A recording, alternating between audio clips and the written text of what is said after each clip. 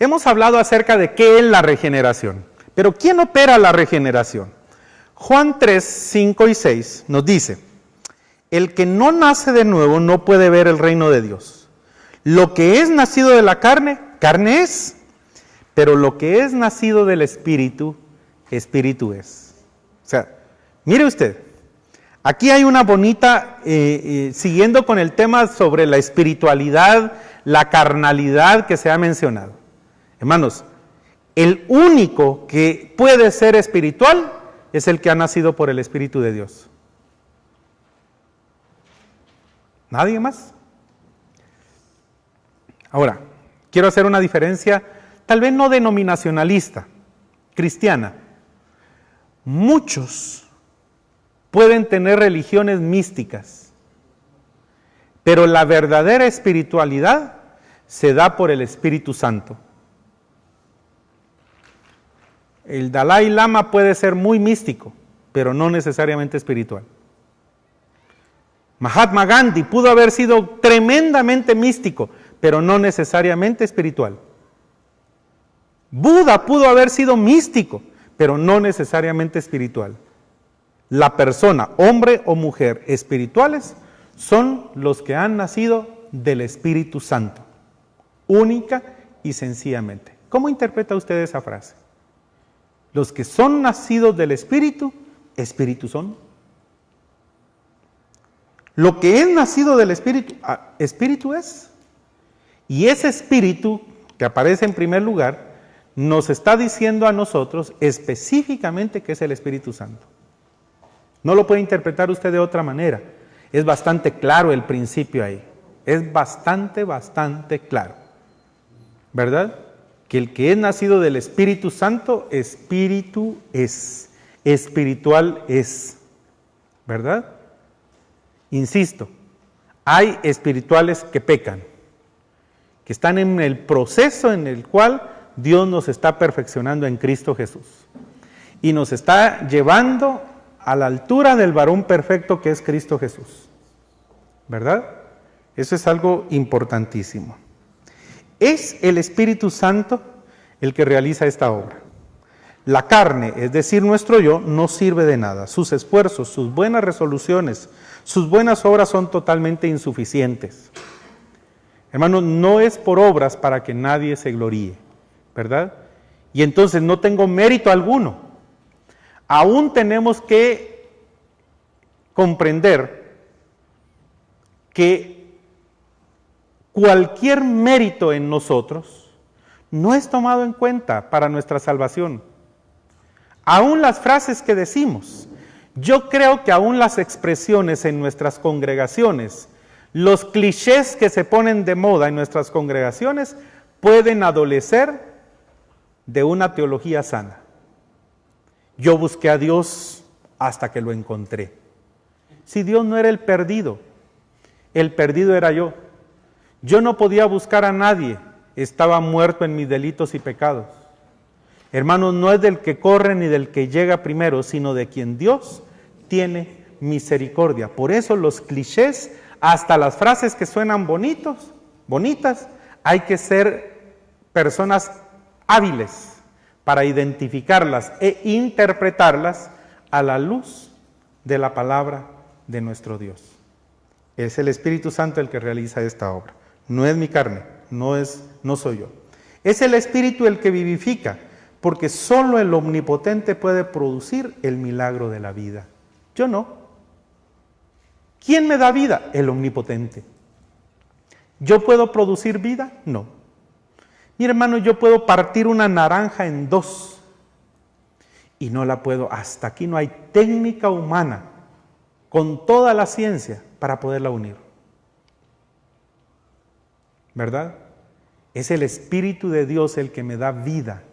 Y esa vida es bastante clara que la produce el Espíritu del Señor. Pablo habla en otros términos también muy claros de la regeneración. Efesios 2, 5 al 6. Aún estando nosotros muertos por nuestros delitos, nos dio vida juntamente con Cristo, nos resucitó y asimismo nos hizo sentar en los lugares celestiales con Cristo Jesús. con Cristo Jesús. Hermanos, hermanas, esto es precioso. Pablo usa mucho esas expresiones bonitas, con simples palabras. Miren, hay unas partículas muy preciosas. Pero recuérdese que en la teología paulina, esas palabras como en Cristo, por Cristo y con Cristo, préstenle siempre atención. Subrayen esas palabritas. En Cristo, por Cristo, con Cristo. Son palabras que San Pablo utiliza para darle coherencia, sentido precisamente a su teología. ¿Con quién nos hizo sentar en lugares celestiales? Con Cristo Jesús. ¿Verdad? Yo estaba muerto y entonces nos dio, ¿quién? Dios a través de su Espíritu, vida juntamente con Cristo. Nos resucitó.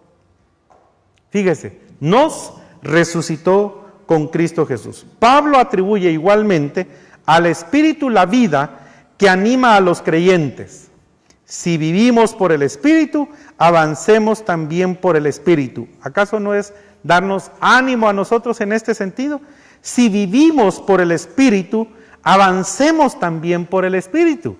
O sea, si somos espirituales, avancemos. Es que si ya somos espirituales, avancemos. Ahora, eso es algo bien interesante. Hermanos, y esto no es por prejuicio, esto no es ningún prejuicio, no lo voy a tomar a mal. Los católicos tienen por doctrina ser muy estáticos, no desarrollan, ¿verdad? Una frase que les voy a citar que es propia de los católicos, que va en dirección opuesta a lo que los cristianos creemos, o los evangélicos creemos. Los católicos dicen, yo así nací y así voy a morir. Con esa frase, ¿verdad? Lo que denotan es todo un bagaje doctrinal que los identifica. Las personas que nacieron con un tipo de oración, la van a repetir el resto de su vida y se van a morir sin que una palabra, una tilde, una expresión más pueda salir de su boca. La aprenden desde los 3, 4, 5 años, mueren a los 80 y la siguen repitiendo. ¿Por qué? Lo que estoy tratando de decirles es que van a permanecer. Y algunos incluso, como el Papa actual, queriendo retroceder digamos, para dar unos pasos hacia atrás. El Papa actual dijo, miren, fue un error hacer las misas en los idiomas vernáculos de los pueblos. Regresemos a la misa en latín para tener una sola misa igual en todos los lugares. Sí, pero señor Papa, ¿se recuerda usted que nosotros no hablamos latín? No importa, es que la misa es por la misa en sí. Mientras que el evangélico tiene una mentalidad más progresista por su doctrina. Explotemos eso, trabajemos eso, utilicemos eso. Un espiritual avanza. Un hombre no nacido de nuevo sigue en la pasividad. Yo lo he dicho tal vez en forma popular. ¿Qué produce un agua estancada? Bichos, larvas, mal olor. Y la Biblia dice de nosotros los creyentes que somos como ríos de agua viva. Bendito sea Dios, ¿verdad? O incluso en el Antiguo Testamento, 2 textos que a mí me encantan, que me hacen pensar y reflexionar. Dice que nosotros los creyentes en el Antiguo Testamento somos como la luz de la aurora que va en aumento hasta que el día es perfecto. En el Nuevo Testamento dice que nosotros estamos subiendo hasta el alcanzar, porque por el Espíritu, la altura del varón perfecto que es Cristo Jesús. O sea, siempre en un crecimiento continuo, en un desarrollo. La gente de nuestra iglesia no debe de estancarse. La gente de nuestra iglesia debe seguir por el Espíritu del Señor, alcanzando y descubriendo. Ese es el problema de los mensajes repetitivos, de los mensajes incoherentes, de los mensajes que aburren, de los mensajes llenos de estribillos y de frases que ya la gente está saturada. ¿Cuántos dicen amén? Amén. Pero ¿y después de eso qué más? Y yo creo que vale la pena que animemos a las personas a que alaben a Dios. pero es buen momento para enseñarle a esas congregaciones de la palabra de Dios. ¿Para qué? Para que su conocimiento y su relación con Dios vayan siendo cada vez más perfectas. Otra vez citemos a don Miguel de Unamuno con la frase que copiamos hace un momentito. Sintamos el pensamiento, pensemos el sentimiento. Fantástico. Yo a la iglesia voy para sentir la presencia de Dios, pero también para aprender más de la presencia de Dios y entonces tener una vida cristiana práctica allá a donde me desenvuelvo todos los días. Pablo atribuye igualmente al Espíritu la vida que anima a los creyentes con este texto, que es fabuloso. Nos salvó, no en virtud de la obra de justicia que nosotros hubiéramos hecho, sino conforme a su misericordia mediante el lavamiento de la regeneración y la renovación por el Espíritu Santo. Recuerde que la palabra renovación quiere decir volver a ser de nuevo, volver a ser de nuevo. A quien derramó sobre nosotros abundantemente por medio de Jesucristo, nuestro Salvador. Eso se lo dice Pablo a Tito en el capítulo 3, versos 5 y 6. Anoten esa cita bonita también. No es una evolución lo que hace falta a nuestra alma pecaminosa, sino una revolución completa, la resurrección espiritual. ¿Buscamos nosotros todavía mejorarnos en el Señor? ¿Verdad? ¿Seguimos buscando nosotros ser renovados? ¿Acaso no cantamos de cuando en cuando, renuévame, Señor? ¿Verdad? Renuévame, Señor, renuévame, ¿verdad? ¿Y sabe cómo nosotros nos renovamos? A la inversa de lo que lo hacen los famosos. Los famosos piensan que su renovación es alcanzar nuevas metas. Nosotros ante Jesucristo crecemos cuando nos hacemos más pequeños. Es necesario que yo mengüe para que Cristo crezca en mí. Esa teología juanina de Juan el Bautista tendría que ser práctica en nosotros. Yo no crezco para que Dios se perfeccione en mí, yo decrezco para que Cristo crezca en mí. Esa es la teología de Juan el Bautista, que es fantástica. Lo cual sería absurdo por parte de alguien que está muerto, o bien ya hemos nacido de nuevo, que es la promesa del Señor. ¿Cuándo tiene lugar la regeneración? En el mismo momento en que el corazón, redargüido de pecado y de justicia por el Espíritu Santo, acepta al Salvador que éste le presenta. En el mismo instante, en ese momento, de forma asombrosa y maravillosa, en el tiempo de Dios, en algo misterioso, asombroso y maravilloso, somos regenerados. En el tiempo de Dios. En ese tiempo de Dios, ¿verdad? En el mismo momento en el que el corazón, movido por el Espíritu del Señor, confiesa y dice, Señor, ay de mí que soy pecador, ay de mí, estoy muerto, Señor, ante tus ojos, ay de mí. En ese instante, entonces, en el tiempo del Señor, el Espíritu acepta nuestra confesión y nosotros aceptamos al Salvador que el Espíritu Santo nos presenta. Eso es fantástico, es una experiencia única, maravillosa y especial. Es pues un acto instantáneo por parte de Dios. Aun cuando el hombre haya tardado años para llegar a un punto en que cede y recibe la salvación. No importa, ¿verdad? De oídas te había oído, mas ahora mis ojos te ven. Job. O sea, Job y su experiencia tiene esa convicción maravillosa. No importa el tiempo, no importa las circunstancias, ni las crisis. Llegó el momento, y el momento es oportuno por el Espíritu del Señor para nuestra regeneración.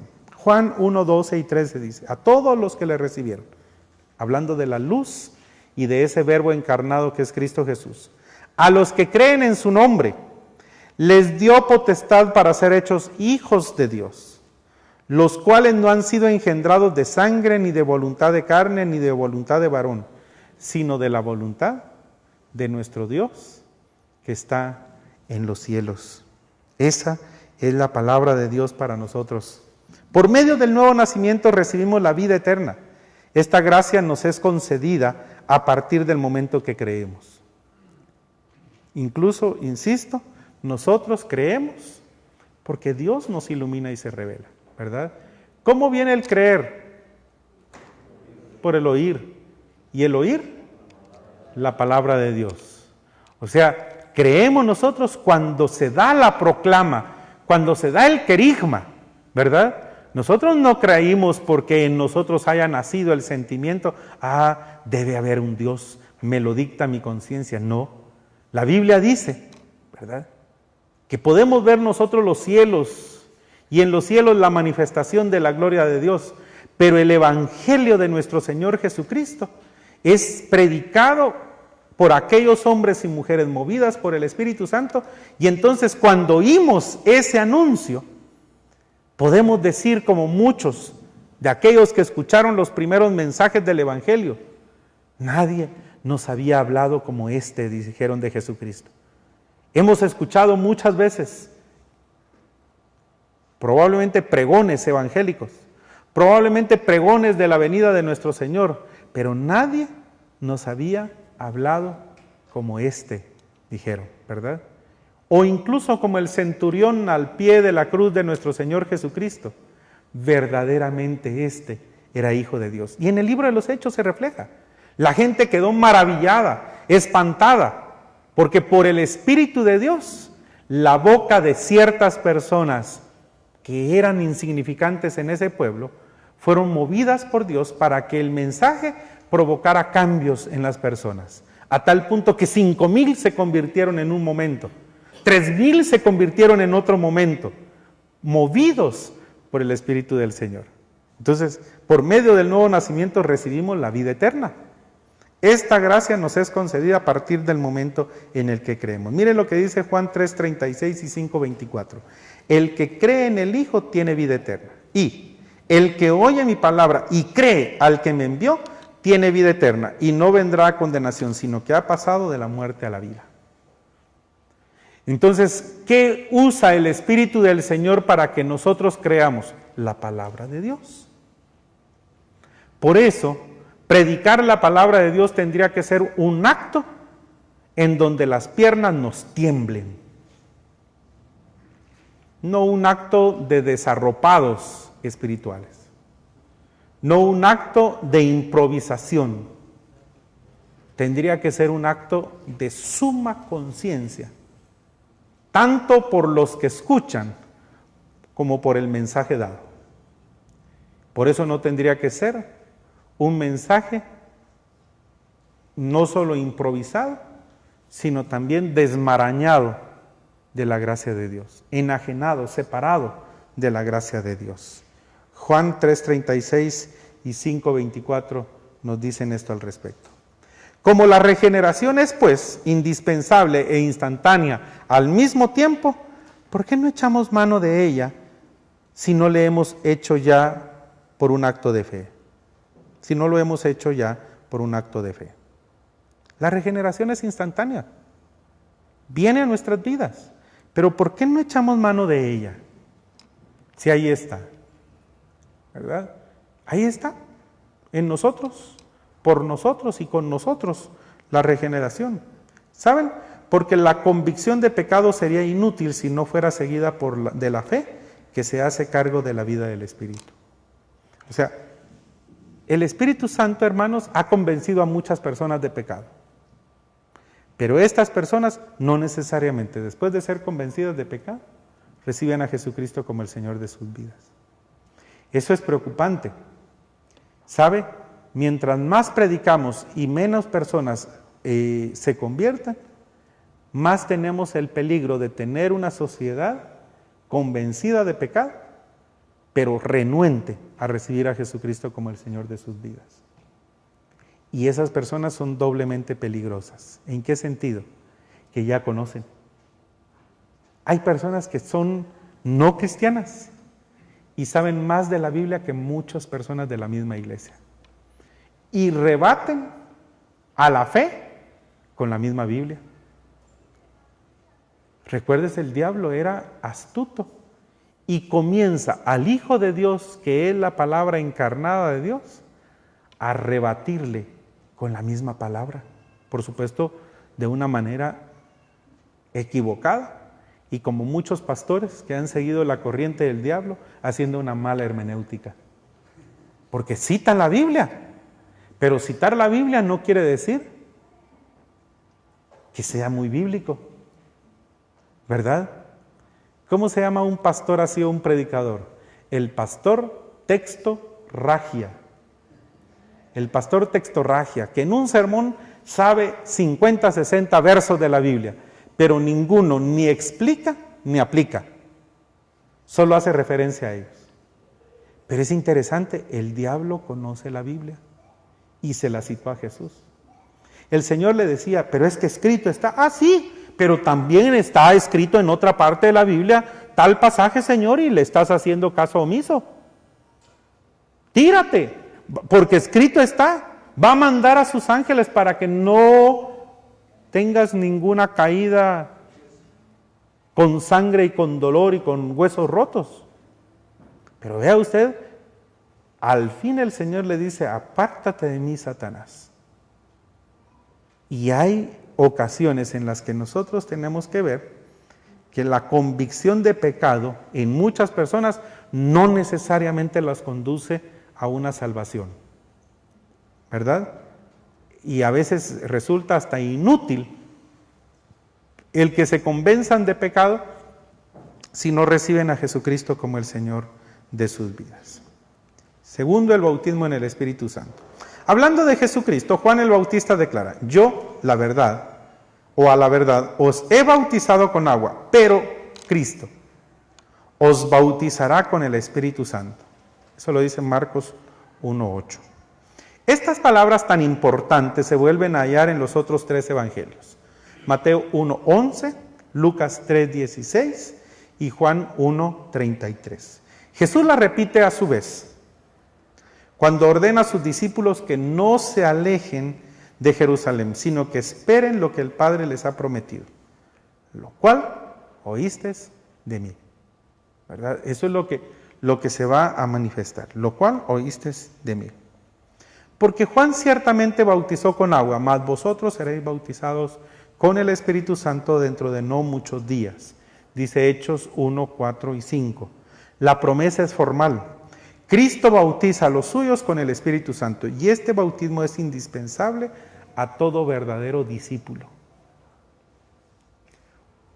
Por eso, hermano y hermana, un verdadero creyente tiene el Espíritu Santo, pero no bajo la condición que yo le he puesto, sino bajo los principios establecidos en la palabra del Señor.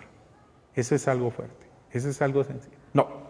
Así no opera el Espíritu Santo. ¿Quién soy yo para decir que no opera de esa manera? O decir, solo así opera el Espíritu Santo. ¿Quién soy yo? Por eso leímos el documento de Gerardo de Ávila, 4 páginas en esa revista. 4 páginas, solamente para comprender y para explicar. Hermanos, tenemos personas extremistas.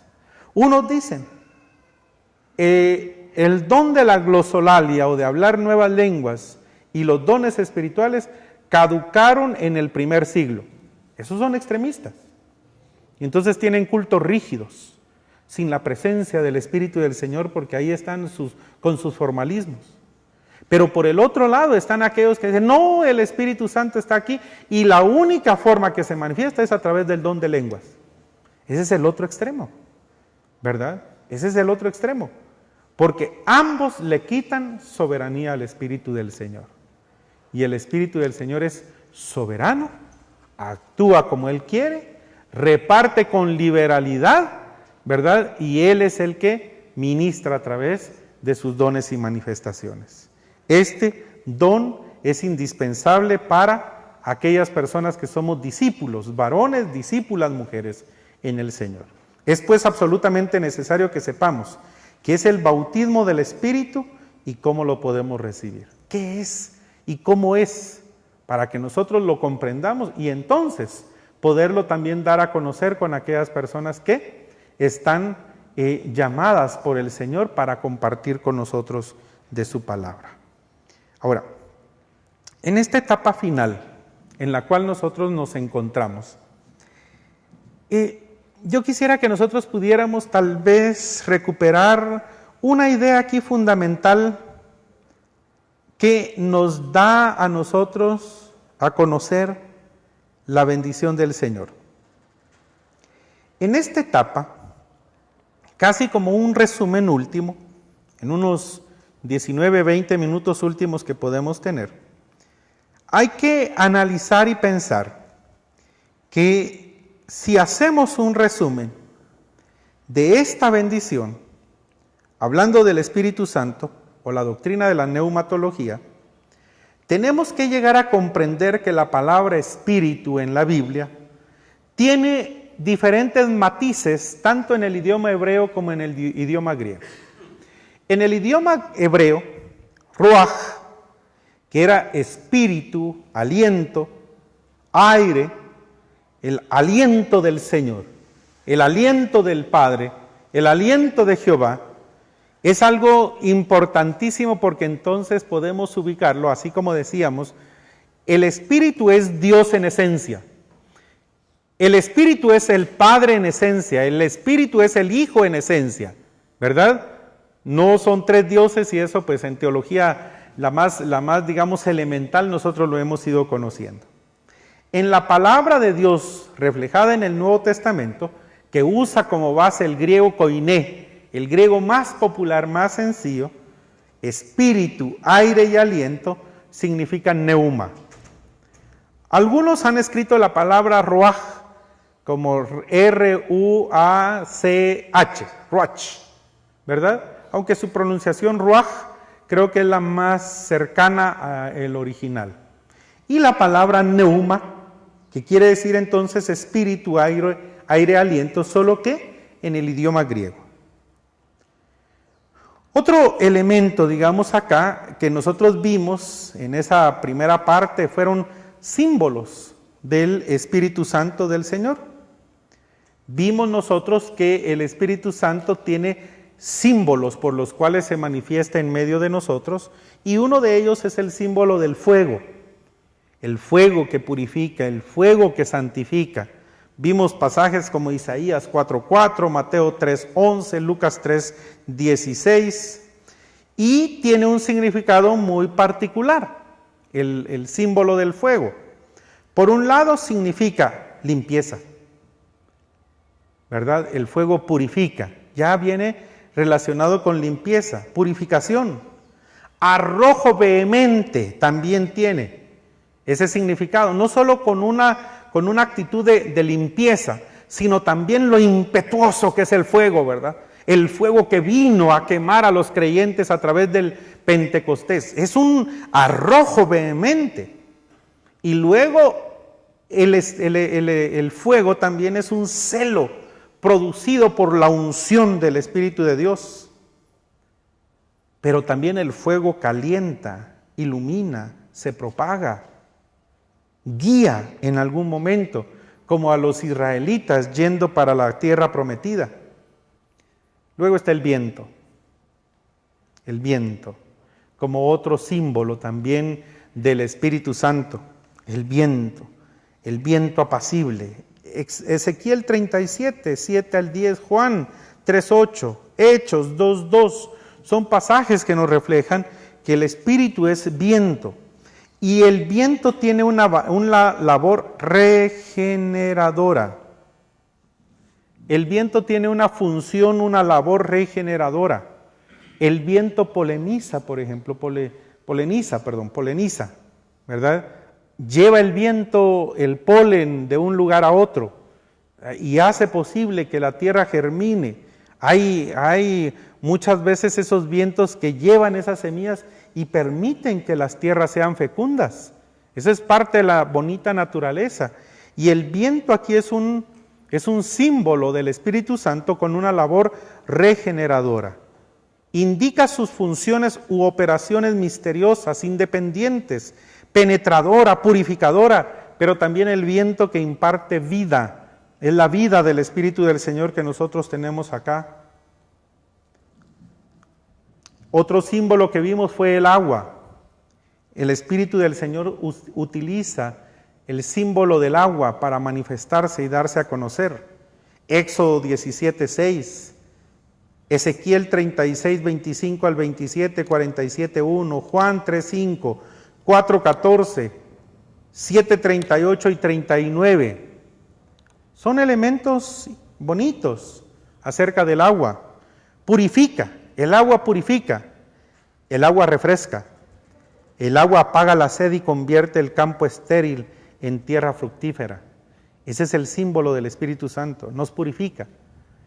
El agua del Espíritu nos refresca nuestras almas, nuestros corazones sedientos, apaga la sed, convierte ese campo estéril en tierra fructífera, nos ayuda para eso. Restaura, el agua da limpieza también. Somos limpios también por ese símbolo del agua, nuestras vidas reflejan esto. El Espíritu Santo tiene un sello o tiene un símbolo muy particular, muy hermoso. Es el sello por el cual nosotros somos parte de esa bendición especial. Efesios 1:13, 2 Timoteo 2:19. Y el sello nos da sentido de propiedad. Ya lo habíamos mencionado y como es un resumen, lo queremos recalcar. Somos parte de esa propiedad celestial. Nos da seguridad, porque entonces nos da sentido de pertenencia. Es un anticipo, o son arras, de que ese sello garantiza el pacto que Dios estableció con nosotros. ¿Quién nos puede quitar esa convicción de que somos hijos de Dios si el Espíritu se ha derramado a través de nuestras vidas y nos ha dado el sello de su Espíritu? La garantía de su Espíritu, la garantía inefable de que somos parte del pueblo de Dios. El Espíritu también utiliza el símbolo del aceite. Ya en Éxodo 28:41, primer libro de Samuel 16:13, 26:11, nos dice que el Espíritu es ese aceite, aceite de vida. ¿Se recuerdan ustedes que mencionamos cómo, por ejemplo, en el tabernáculo y el lugar santo específicamente, el único que daba luz al sitio al lugar a la habitación a la morada de Dios, era el candelero de oro, que había sido forjado a puro martillo. Y entonces el candelero de oro tenía que mantener siempre lleno de aceite que daba vida precisamente. Entonces el aceite da utilidad, fructificación, belleza, vida, transformación. El aceite era renovación. Y eso es parte de los símbolos que el Espíritu Santo utiliza para revelarse y manifestarse. El Espíritu y el aceite se usaba para alimentos, para luz, para lubricación, para remedio, para aliviar la piel. ¿Se recuerda el Salmo 23? Unges mi cabeza, mi copa está rebosando. Y recuérdese que en esa figura que utilizábamos nosotros precisamente en el Salmo 23, dos figuras interesantes aparecen en el Salmo 23, Jehová como pastor y Jehová como anfitrión.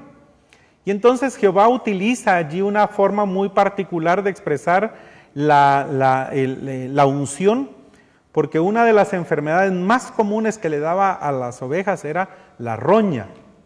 Se le trasquilaba el pedazo en donde la roña se estaba manifestando y entonces comenzaba a ungírsele con aceite y algunas especies aromáticas y de salud, por supuesto, ¿verdad? Algunas plantas medicinales. ¿Cuál era la razón? Era porque la enfermedad atacaba el sistema nervioso de las ovejas. Al estar el pastor ungiendo, lo que estaba provocando era sanidad, que la oveja volviera a su estado normal como animalito, ¿verdad? Y entonces el Espíritu es un aceite que ha curado también nuestras dolencias, nuestras heridas, nuestras enfermedades y se refleja en todo su amor para nosotros. Entonces se usaba para alimentos, luz, lubricación, remedio, para aliviar la piel. En el Antiguo Testamento solo se ungían a los reyes, sacerdotes y profetas. Luego otro símbolo también del Espíritu que en este último resumen hacemos, como paloma. Lucas 3:22 y Mateo 3:16 registran estos elementos. Y la paloma era un sinónimo de dulzura, ternura, amabilidad, inocencia. La presencia del Espíritu da a su iglesia, da a la iglesia misma esa dulzura, esa ternura, la amabilidad, la inocencia con la que Dios se revela y se manifiesta para con nosotros. Muchas veces necesitamos que se revele el Dios fuerte, todopoderoso, ¿verdad? Jehová de los ejércitos. Pero muchas veces necesitamos nosotros en nuestras almas sedientas esa paloma que significa dulzura, ternura, amabilidad, inocencia, suavidad, paz, pureza, paciencia, elementos sustantivos de este símbolo como es precisamente la paloma. ¿Por qué la Biblia habla de los 7 espíritus? Fue otro de los temas que nosotros abordamos y este resumen pretende no dejar en el olvido estos puntitos en particular, principalmente basados en Apocalipsis 5:6. 7 es el número de la perfección, de la plenitud. No que esté hablando de los 7 espíritus de Dios como seres individuales, sino está hablando de la perfección del Espíritu de Dios en nosotros. Está hablando de la plenitud del Espíritu de Dios en nosotros. Otro de los temas que platicábamos era, que no lo pudimos abordar mucho con algunas personas, pero algunos de ustedes tenían la inquietud. ¿Será que este es más ungido que este? ¿Será que esta es más ungida que esta? No. Porque Dios ni siquiera con su Espíritu hace una discriminación de personas. Dios no hace acepción de personas. Hermanos, muchas veces es su forma de entregarse a Dios. Y es lo que tenemos que trabajar y explotar. Pero hay otra razón también. Dios da su unción que es diferente para la función. La unción todo lo tenemos. Los dones, Dios los reparte con liberalidad. O sea, mire, por ejemplo, este hermano tiene el don de la sanidad y yo no lo tengo. Yo me enfermé. Él ora por mí. ¿Quién tiene más la unción? ¿Él o yo? Los dos, si somos creyentes. Porque aquí unción se ha confundido con los dones. La iglesia tiene la unción del Señor. ¿Hace discriminación Dios? No. Dios no hace acepción de personas. Es un vocabulario lejos de la verdad la que nosotros tenemos muchas veces en las iglesias. Lo que pasa es que un don se manifiesta según la voluntad de Dios, que es parte de lo que nosotros hacemos y tenemos. Pero no es más o menos unción, porque la unción del Espíritu del Señor está en nosotros y el 7 es el número de la perfección, de la plenitud en cada una de las personas de la iglesia y en cada uno de los ministros del Señor. Es decir, que son 7 las manifestaciones del perfecto y pleno Santo Espíritu de Dios. Manifestaciones plenas del perfecto y pleno Espíritu del Señor, el Espíritu Santo. ¿Por qué la Biblia habla de los 7 Espíritus de Dios según este texto? Porque según Isaías 11:2, el Espíritu del Señor reposará sobre Jesucristo. Porque también el Espíritu es un espíritu de sabiduría. Vea usted las manifestaciones aquí. ¿Cuáles son esas manifestaciones de un solo espíritu, pero que se hablan aquí de 7 áreas, de 7 compendios, de 7 situaciones y manifestaciones? El Espíritu del Señor reposa sobre la vida de los creyentes. El Espíritu de Dios da sabiduría, porque el principio de la sabiduría es el temor de Jehová. El Espíritu da entendimiento. Dejamos de ser chevitos, ¿verdad? Dejamos de ser un poquito papos. Dejamos de ser personas sin entendimiento, porque ahora tenemos la gracia de Dios que ha iluminado nuestro entendimiento, por el cual nosotros clamamos Abba Padre. El Espíritu da consejo, porque esa parte de la plenitud es la que permite que el Espíritu del Señor nos dice por dónde debemos de caminar. ¿Qué nos conviene? ¿Cuáles son esas áreas que el Señor permite que nosotros transitemos? El Espíritu del Señor nos da poder, ¿verdad? De ahí es donde viene del mismo griego el concepto del dynamus, ¿verdad? El poder ese, de donde viene la palabra dinamita incluso, ¿verdad? Pero ¿para qué nos da el poder? Fíjense que el principal poder que Dios nos da es un poder de dominio propio. El Espíritu da conocimiento y el Espíritu nos da el temor del Señor.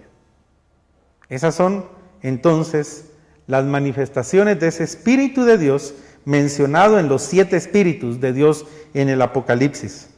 El Espíritu en Cristo. El Espíritu en Cristo, hermanos, nos hace entonces tener ese nacimiento.